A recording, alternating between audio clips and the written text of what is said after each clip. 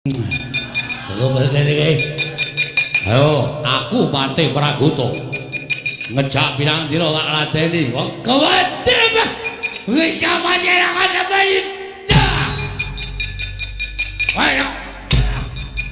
Piye karepmu? Dewe wis kapan wis. Jenenge. Oh, njaluk ditabui. Iya. Oh, kene iso muni mak ya apa kae? Kata wae. Nyo, ayo kata wae.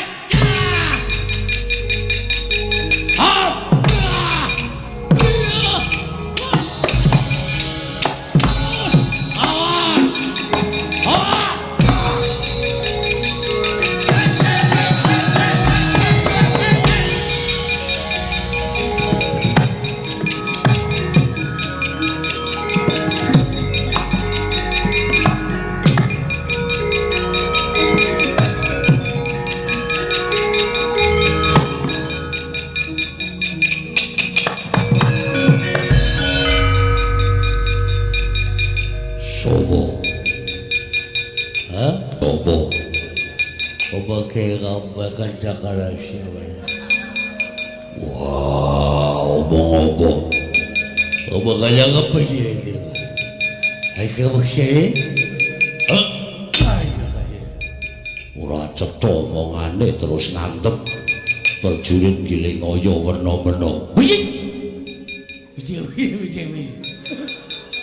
Wah, mbuh. Aku radong goblok.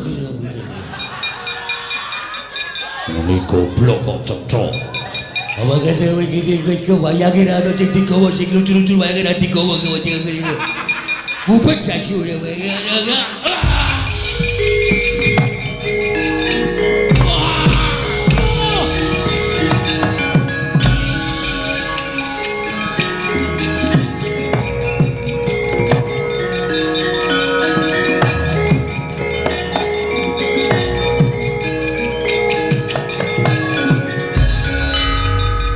Aku Gusti Tumenggung ya mungsuhipun sinten?